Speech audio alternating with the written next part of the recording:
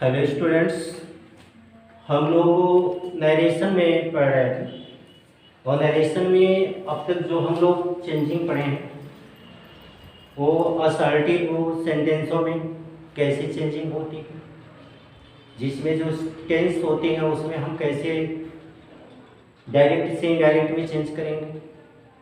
इसके साथ साथ हम लोग ये भी जान लिए हैं कि जो प्रोनाउन हमारे होते हैं, यदि रिपोर्टेड स्पीच में कोई प्रोनाउन आया है तो उसको हम कैसे चेंज करेंगे। यदि वो फर्स्ट पर्सन का प्रोनाउन है या सेकंड पर्सन का प्रोनाउन है या थर्ड पर्सन का प्रोनाउन है तो हमको उसे कैसे चेंज करना है, ये सब हम लोग पढ़ चुके हैं। इसके साथ साथ हम लोग ये भी जान चुके हैं कि जो नज़दीकी बताने वाले जो शब्द होते हैं उनको हम दूरी बताने वाले शब्दों में बदल देते हैं। फिर कुछ जो आदतन सत्य चीज़ें होती हैं, कोई ऐतिहासिक घटना होती है या कोई सदा सत्य रहने वाली बातें होती हैं, जो भी कहावतें होती हैं, इस तरह की यदि सेंटेंसेस रिपोर्टेड स्पीच में आए होते हैं तो हम उसमें किसी प्रकार का कोई चेंजिंग नहीं करते हैं। अब इसी सीक्वेंस में, इसी कड़ी में हम लोग को पढ़ना है कि जो इंट्रोगेटिव सेंटेंसेस होती हैं इनको हम कैसे चेंज करते हैं। अब इंट्रोगेटिव सेंटेंस दो तरह की होती हैं। एक तो वह सेंटेंसेस होती हैं जिनमें जो प्रश्न पूछने का काम होता है वह सहायक क्रियाओं से किया जाता है। यानी वाक्य के हिंदी वाक्य जो होता है, जब अर्थ निकालने पर उसके प्रारंभ में क्या आता है, उसके लिए हम जो हेल्पिंग वर्ब होती है सेंटेंस की बेस पर उसका प्रयोग करते हैं। तो पहला जो टाइप होता है प्रश्न पूछने का, सहायक क्रियाओं के द्वारा प्रश्न पूछा जाता है। जो दूसरा प्रकार होता है प्रश्न पूछने का वो हमारे डब्ल्यू वर्ड्स होते हैं या क्वेश्चन वर्ड होते हैं जिनसे प्रश्न पूछने का काम होता है। तो जब वो सहायक क्रियाओं से प्रश्न पूछा जाएगा, अगर इस प्रकार के रिपोर्टेड स्पीच में आए हुए सेंटेंसेस होंगे तो हम उसको कैसे चेंज करेंगे। इसके लिए कुछ रूल फॉलो करने होते हैं, कुछ रूल को जानना होता है। और ये रूल्स हमारे क्या होते हैं, ये कुछ रूल्स यहाँ पे दिए गए हैं कि जो फर्स्ट रूल है इंट्रोगेटिव सेंटेंस को चेंज करने के लिए, और वो भी जब प्रश्न जो है सहायक क्रियाओं से पूछा जाएगा तो हम कैसे चेंज करेंगे।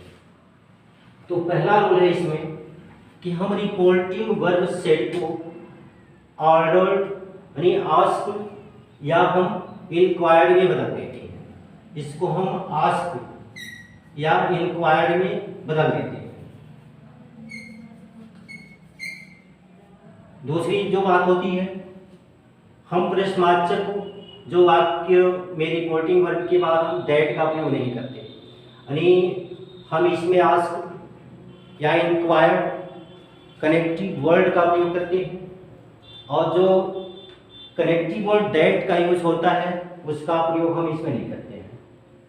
ग्रह इस तरह से इनडायरेक्ट नरेशन में जो प्रश्नवाचक वाक्य होता है उसको हम साधारण वाक्य में बदल देते हैं। यानी जो भी डायरेक्ट से इनडायरेक्ट जब हम करते हैं, जब जो प्रश्नवाचक वाक्य होता है उसको हम साधारण वाक्य यानी असर्टिव सेंटेंसों में बदल देते हैं।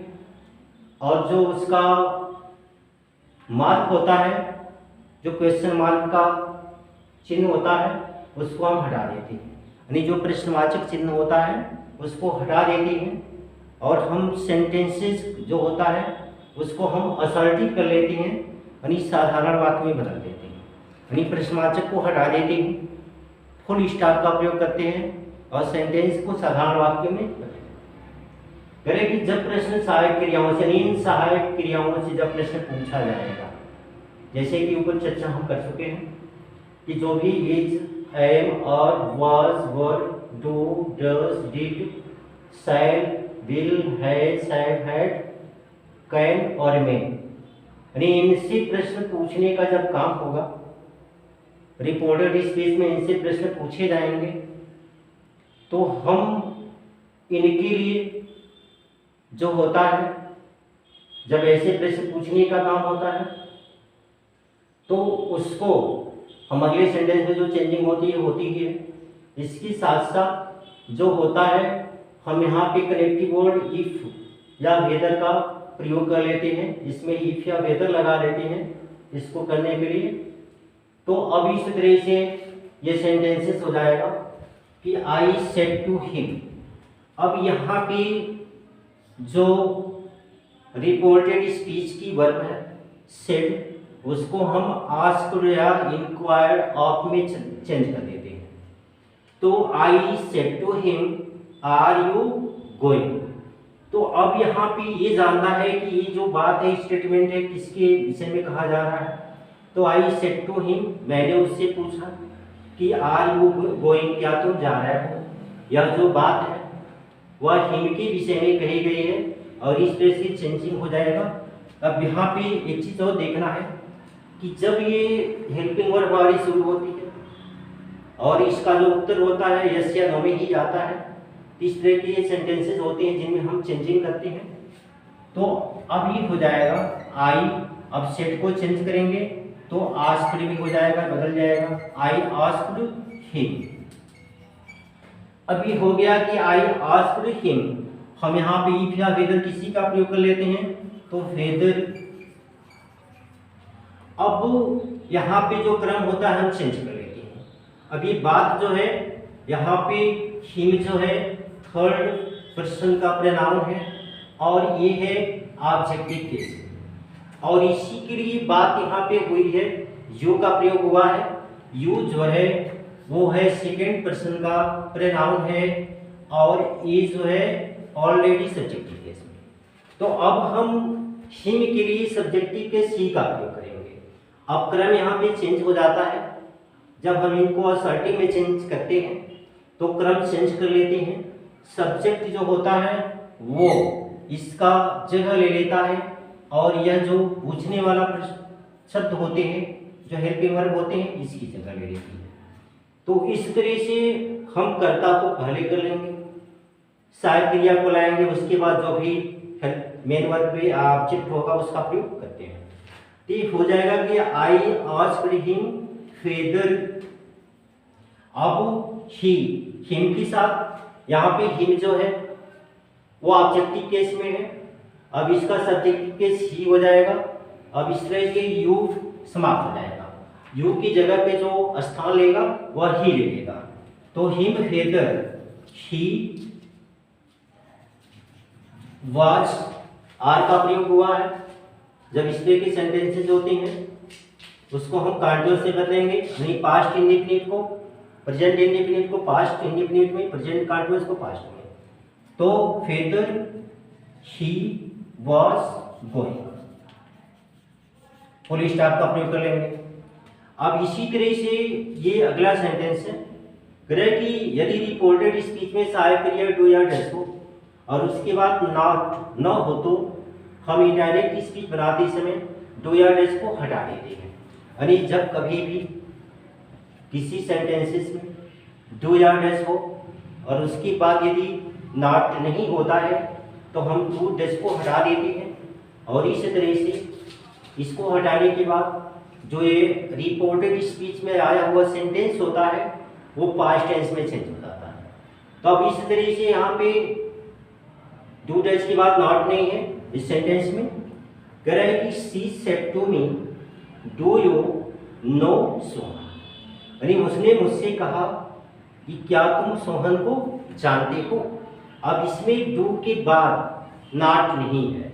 जब ये नहीं रहेगा इसका हम पूरी तरह से लोप कर लेंगे, इसको हटा देती है डू या डैश को। तो अब इस तरह से सेंटेंसेस जब चेंज हम करते हैं ये हो जाएगा इनडायरेक्ट में सी।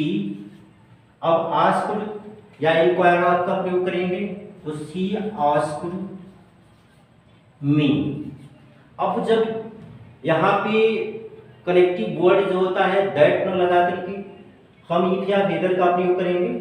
तो डू है तो हम किसी भी इफ या वेदर में से प्रयोग करेंगे। इफ, अब ऑलरेडी इसका लोप हो जाता है। अब जो होगा ये जो सेंटेंसेस है वो प्रेजेंट इंडेफिनिट का इंट्रोगेटिव है, और इसको हम जब चेंज करेंगे तो ये पास्ट इंडेफिनिट में चेंज हो जाएगा, और पास्ट इंडेफिनिट में चेंज करने के लिए वर्ब का सेकंड फॉर्म लगा देते हैं। तो अभी हो जाएगा कि she said to me do you know so on. अब ये स्टेटमेंट किसके विषय में कहा गया है? जो स्टेटमेंट है वो मी से बिलोंग करता है। अब इस तरह से ये जो यू का संबंध है वो मी से, तो अब ऑलरेडी यहाँ पे मी जो है वो ऑब्जेक्टिव केस में है, यू जो है ये सब्जेक्टिव केस में है, और इस तरह से यू को हम इसके अनुसार चेंज करेंगे तो इस तरह से मी का जो सब्जेक्टिव केस होगा वो आई हो जाएगा। तो अब ये हो जाएगा कि सी आस्क्ड मी इफ आई। अब जब इसको पास्ट इंडेफिनिट में हम चेंज करेंगे तो वर्ब की सेकेंड फॉर्म का प्रयोग करेंगे। अब नो न्यू नोन होता है, न्यू हो जाएगा, आई न्यू सो। अब इस तरह से हमारा सेंटेंस चेंज हो गया, फुल स्टॉप का प्रयोग हम कर लेंगे। ये हो जाएगा कि she asked me if I knew so. तो अब ऐसे हम इस तरह की सेंटेंसेस को आसानी से चेंज कर सकते हैं। फिर यहाँ पे है एक रूल और है, कह है कि यदि रिपोर्टेड स्पीच में डू डज की बात नॉट हो तो डू डज की बात हम डिड लगा देते हैं, यानी जब भी डू डज होता है उसके बाद यदि नॉट का प्रयोग होता है तो हम उसमें डिड का प्रयोग करेंगे, अर्थात जो पास्ट इंडेफिनिट बनाने के लिए हम जो हेल्पिंग वर्ब डिड का यूज होता है उसका प्रयोग करेंगे। यहाँ पे है sentence father said to me, यानी पिता ने मुझसे कहा डू यू नॉट ओबे मी, यानी क्या तुम मेरी आज्ञा का पालन नहीं करते हो। तो अब यहाँ पे है कि father said to me do you not obey me, इसको जब चेंज करना होगा तो डू के बाद यहाँ पे नॉट आया है, जब ये आया हुआ है तो हम इसमें क्या करेंगे, डिड का प्रयोग करेंगे।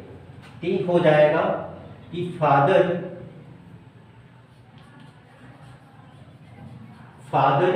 आस्क्ड या इंक्वायर आउट कर सकते हैं, आस्क्ड मी। अब यहाँ पे हो गया कि फादर आस्क्ड मी, यानी पिता ने मुझसे पूछा कि डू यू नॉट ओबे मी, अब क्या तुम, अब इस जो यू है इसका जो संबंध है जो बिलोंग करता है मी से करता है, तो इस तरह से हम यहाँ पे इफ या वेदर लगा लेंगे तो फादर आस्क्ड मी इफ। अब इसके साथ साथ जो यू है वो आई में बदल जाएगा, इसलिए कि मी का जो सब्जेक्टिव केस होता है वो आई होता है, तो हो जाएगा फादर आस्क्ड मी इफ आई। अब वो डिड का प्रयोग करेंगे।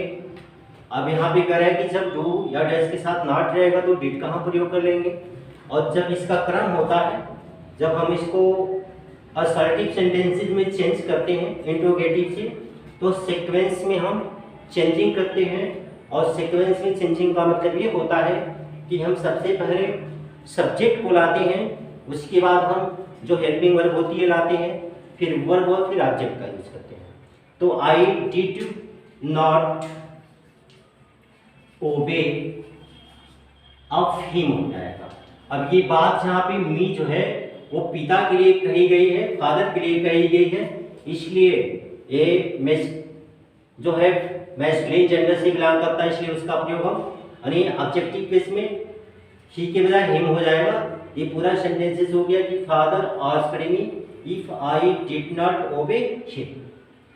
अब वो इसके साथ कहे कि यदि जो रिपोर्टेड स्पीच यानी प्रश्नवाचक शब्दों से आरंभ होता है, जिसमें व्हाट है, who, which, whom, whose, when, where, why, how, यानी प्रश्न आपको पहले भी बता चुके हैं, दो तरह से पूछा जाता है। एक जो होता है सहायक क्रियाओं से, दूसरा जो प्रश्नवाचक शब्दों से। यदि प्रश्नवाचक शब्दों से पूछा जाएगा तो हम उसको जब चेंज करते हैं, इस प्रकार के सेंटेंसेस को जब चेंज करेंगे तो हम किसी कनेक्टिव वर्ड का यूज नहीं करते हैं। इसमें कोई कनेक्टिव वर्ड यूज नहीं होता है। जो प्रश्न पूछने वाले शब्द होते हैं वही कनेक्टिव का कार्य करते हैं। उसके बाद हम कर्ता लाते हैं, फिर जो हेल्पिंग वर्ब होती है लाते हैं, सो बाकी प्रक्रिया होती है उसको हम करते हैं। तो अब ये हम प्रश्नवाचक शब्द के बाद कर्ता लाएंगे, फिर क्रिया लगा करके वाक्य को हम बनाते हैं। तो इस तरह से यहाँ पे एक सेंटेंसेस है, he said to me where do you live. अब ये जो है ही आस्क्ड मी, अब वो कनेक्टिव वर्ड इफ, फेदर या दैट किसी का यूज नहीं करेंगे, इसलिए कि प्रश्न पूछने का काम यहाँ पे डब्ल्यू वर्ड से हुआ है, इसी को हम कनेक्टिव के रूप में यूज करेंगे। तो ही आस्क्ड मी, अब ये हो जाएगा वेयर। अब वो यहाँ देखना है कि ये कथन जो है किसके विषय में कहा गया है। तो ही सेड टू मी, उसने मुझसे कहा, फेयर डू यू लिव, तुम कहाँ रहते हो।